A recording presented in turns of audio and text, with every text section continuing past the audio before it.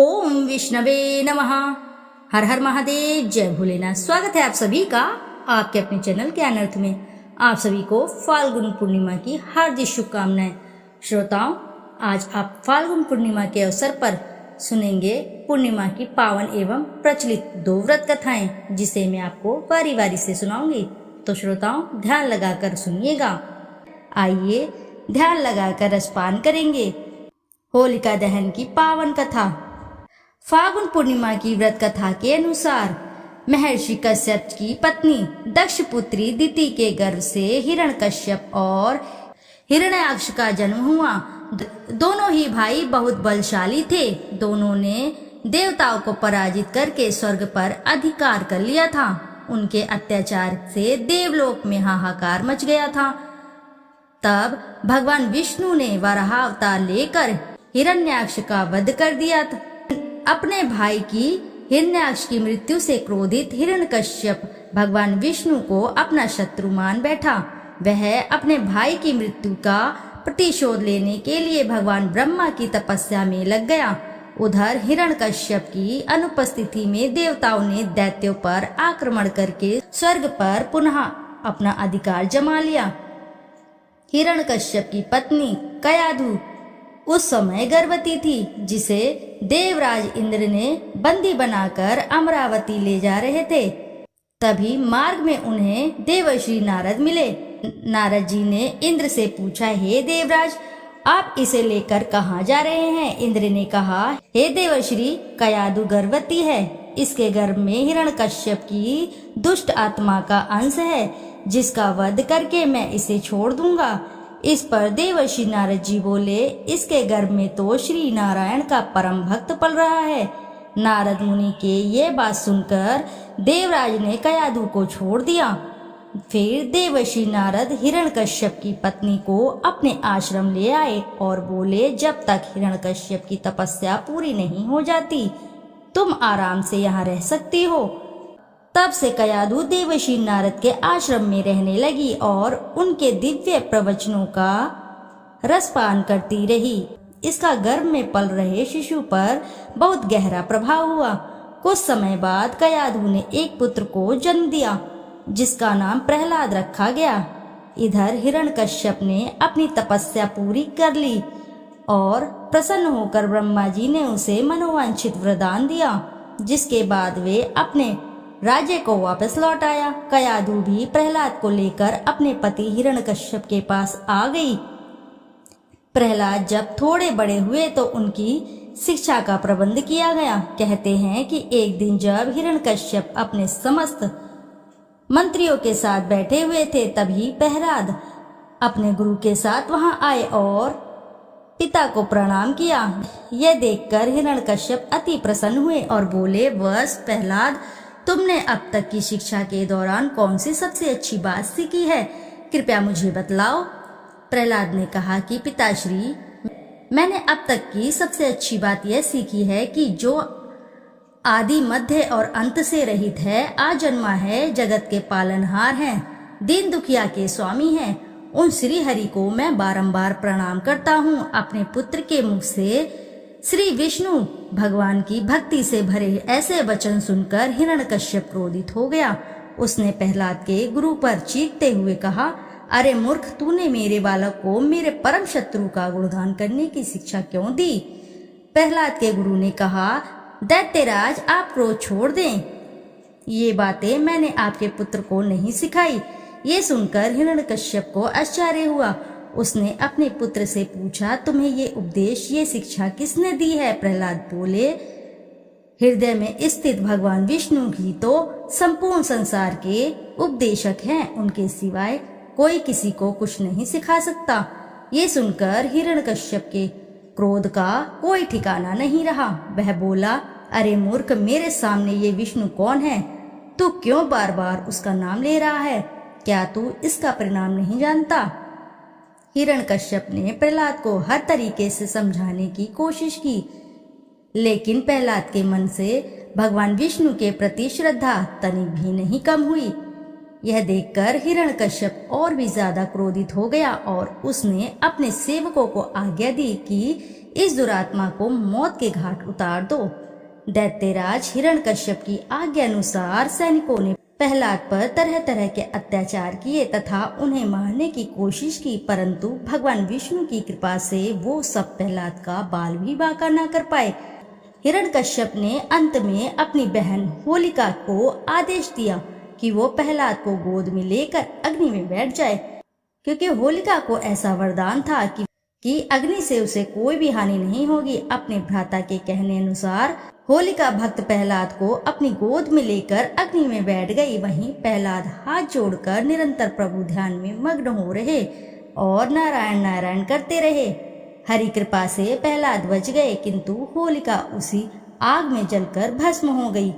इसी से इस दिन को बुराई पर अच्छाई की जीत के नाम से भी इस त्योहार को मनाया जाता है। द्वापर युग में एक समय की बात है कि यशोदा जी ने कृष्ण से कहा, हे कृष्ण, तुम सारे संसार के उत्पन्न करता, पोषक तथा उसके संहार करता हो।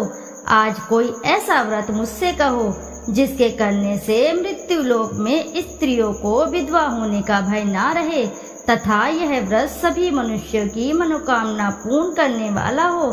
श्री कृष्ण कहने लगे, हे माता, तुमने अति सुंदर प्रश्न किया है। मैं तुमसे ऐसे ही व्रत को सविस्तार से कहता हूँ। सौभाग्य की प्राप्ति के लिए स्त्रियों को 32 पूर्णमासियों का व्रत करना चाहिए। इस व्रत के करने से स्त्रियों को सौभाग्य संपत्ति मिलती है। यह व्रत अचल सौभाग्य देने वाला एवं भगवान शिव के प्रति मनुष्य मात्र की भक्ति को बढ़ाने वाला है। यशोदा जी कहने लगी, हे कृष्ण, सर्वप्रथम इस व्रत को मृत्यु लोक में किसने किया था? इसके विषय में विस्तार पूर्वक मुझसे कहो। श्री कृष्ण जी कहने लगे कि इस भूमंडल पर एक अत्यंत प्रसिद्ध राजा चंद्रहास से पालित अनेक प्रकार के रत्नों से परिपूर्ण कातिका नाम की एक नगरी थी। वहां पर धनेश्वर नाम का एक ब्राह्मण था और उसकी स्त्री अति सुशीला रूपवती थी। दोनों ही उस नगरी में बड़े प्रेम के साथ रहते थे। घर में धन धान्य आदि की कोई कमी नहीं थी। उनको एक बड़ा दुख था कि उनके कोई भी संतान नहीं थी। इस दुख से अत्यंत दुखी रहते थे। एक समय एक बड़ा तपस्वी योगी उस नगरी में आया। वह योगी उस ब्राह्मण के घर को छोड़कर अन्य सब घरों से भिक्षा लाकर भोजन किया करता था।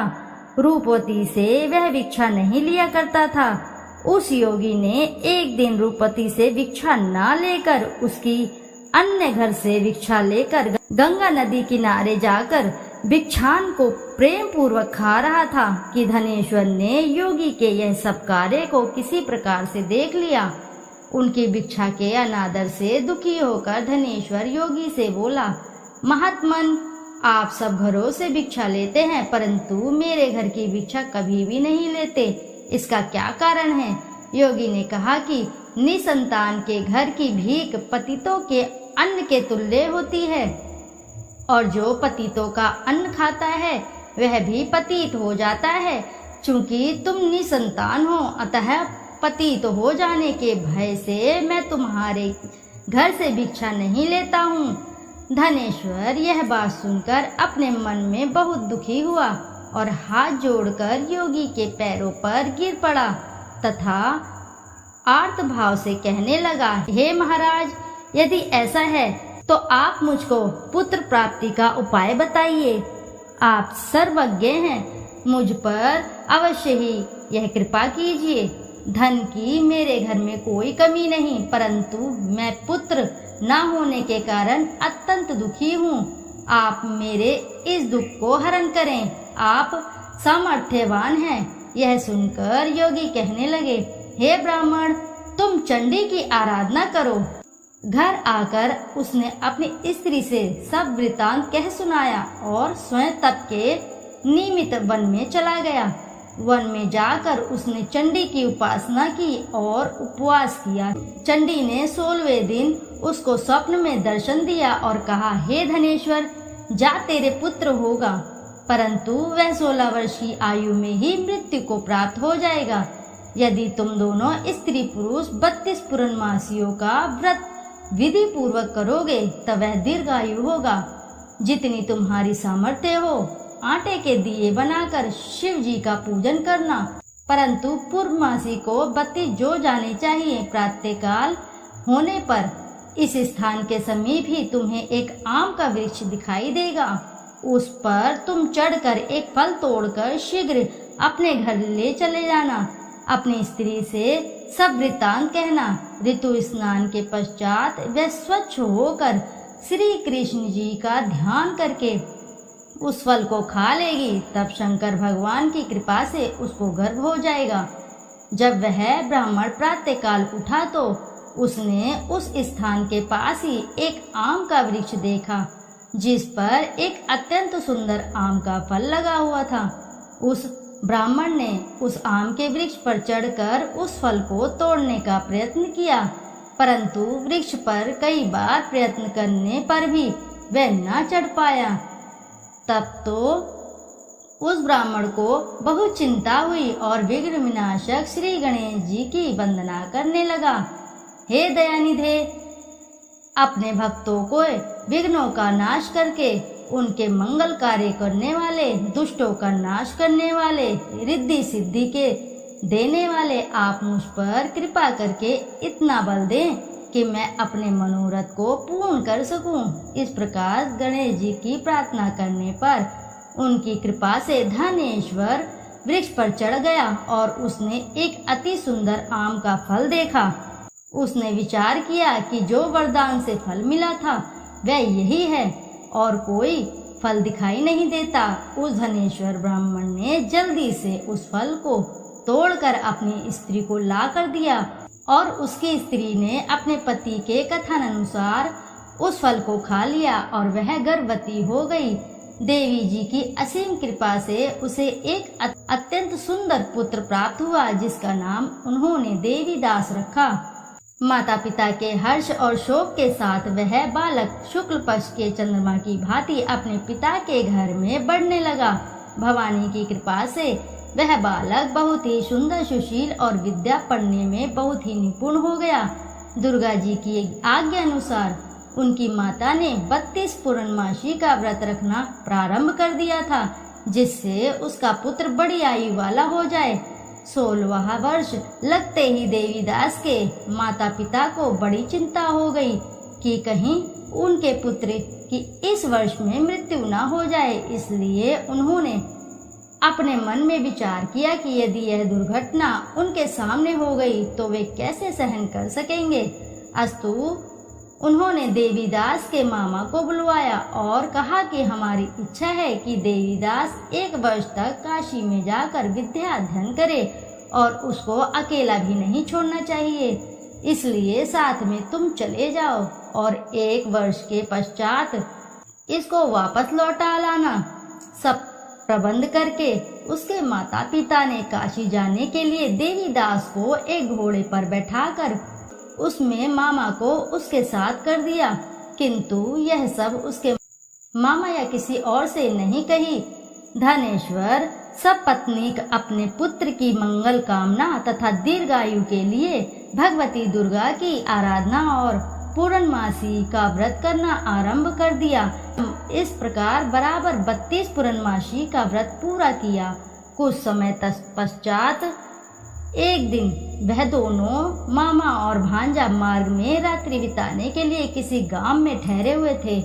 उस दिन उस गांव में एक ब्राह्मण की अत्यंत सुंदर, सुशीला, विदुषी और गुणवती कन्या का विवाह होने वाला था। जिस धर्मशाला के अंदर वह और उसकी बारात ठहरी हुई थी, उसी धर्मशाला में देवीदास और उसके मामा भी ठहरे हुए थे।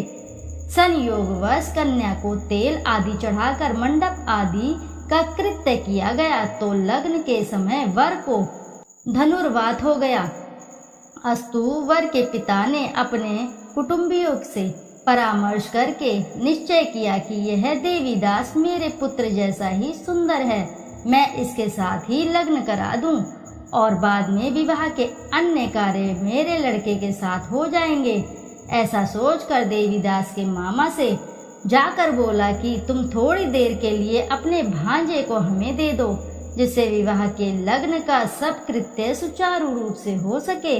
तब उसका मामा कहने लगा कि जो कुछ भी मधुपर्क आदि कन्यादान का समय वर को मिले वह सब हमें दे दिया जाए, तो मेरा भांजा इस बारात का दूल्हा बन जाएगा। यह बात वर के पिता ने स्वीकार कर लेने पर उसने अपना भांजा वर बनने को भेज दिया और उसके साथ सब विवाह कार्य रात्रि में विधि पूर्वक संपन्न हो गया।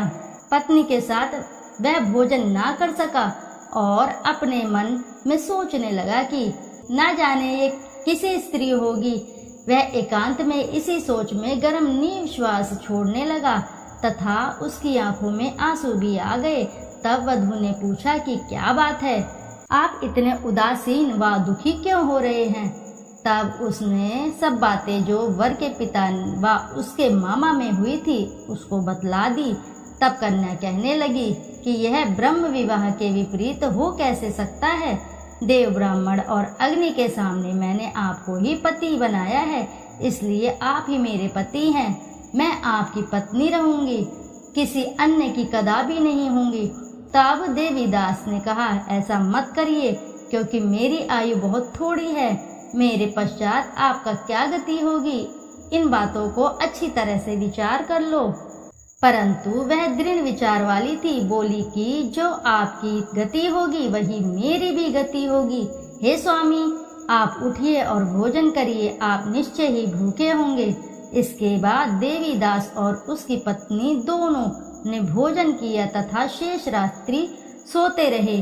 प्रातःकाल देवीदास ने अपनी पत्नी को 3 नगों से जड़ी हुई एक अंगूठी दी, एक रुमाल दिया और बोला, हे प्रिय, इसे लो और संकेत समझकर स्थिरचित हो जाओ। मेरा मरण और जीवन जानने के लिए एक पुष्प वाटिका बना लो, उसमें सुगंधी वाली एक नवमल्लिका लगा लो, उसको प्रतिदिन जल से सींचा करो और आनंद के साथ खेलो कूदो तथा उत्सव मनाओ। जिस समय और जिस दिन मेरा प्रणांत होगा यह फूल सूख जाएंगे और जब ये फिर हरे हो जाएंगे तो जान लेना कि मैं जीवित हूँ।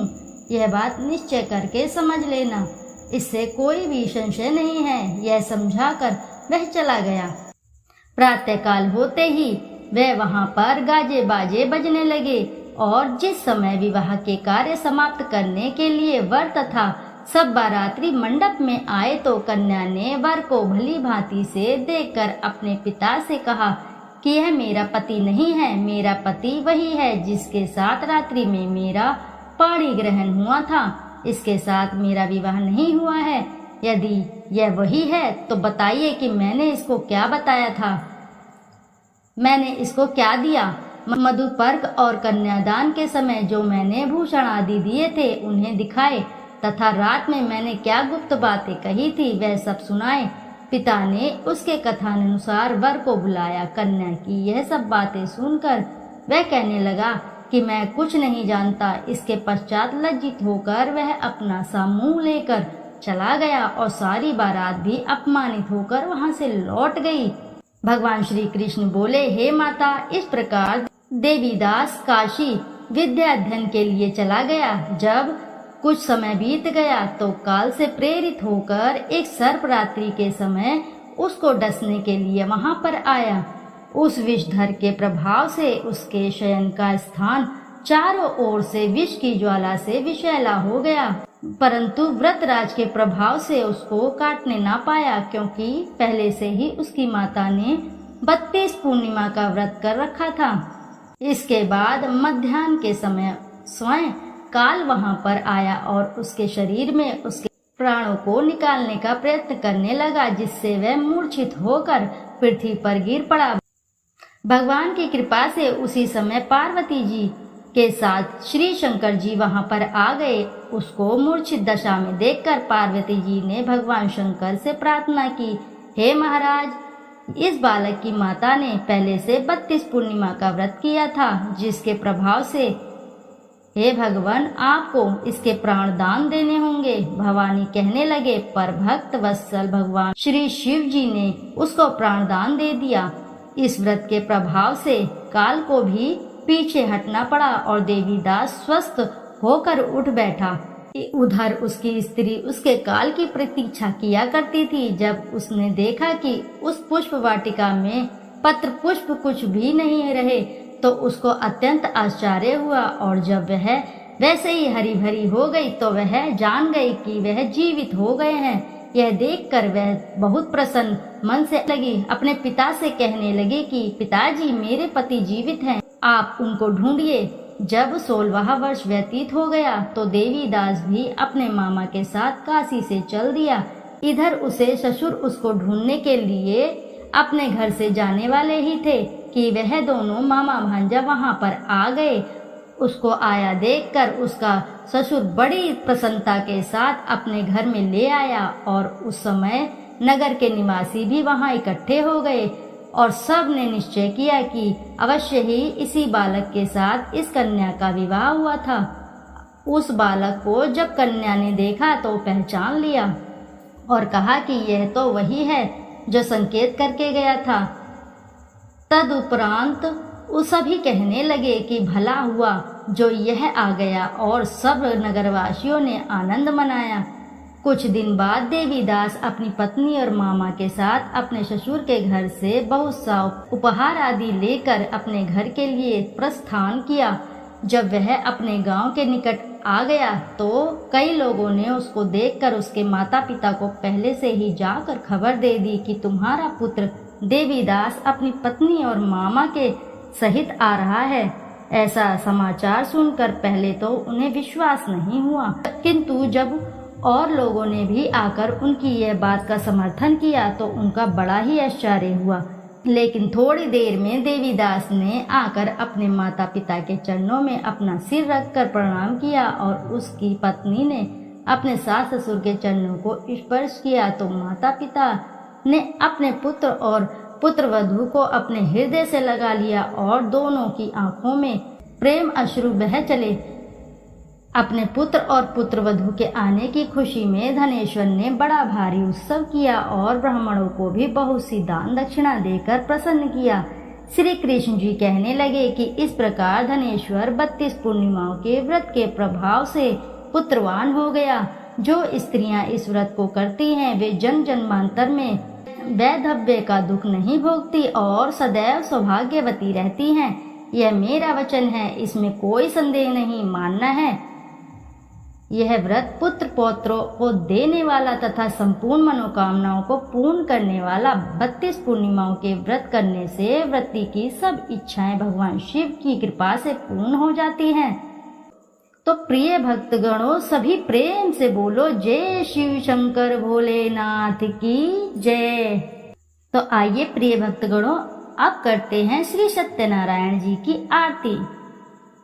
जय लक्ष्मी रमणा, जय श्री लक्ष्मी रमणा, सत्यनारायण स्वामी जनपातक हरणा। जय लक्ष्मी रमणा, रत्न जड़ित सिंहासन अद्भुत छवि राजे, नारद करत निराजन घंटा ध्वनि बाजे।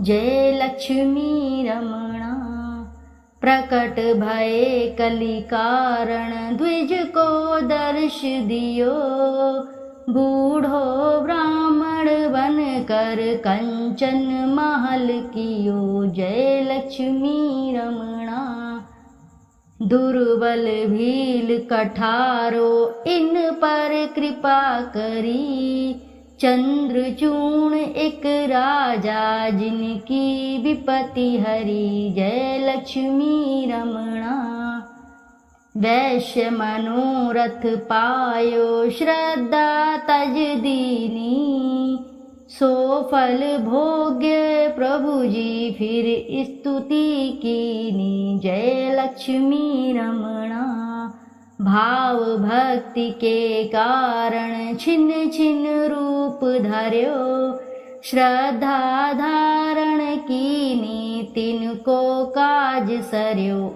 जय लक्ष्मी रमणा, ग्वाल बाल संग राजा वन में भक्ति करी, मन वांछित फल दीनो दीन दयाल हरि, जय लक्ष्मी रमणा।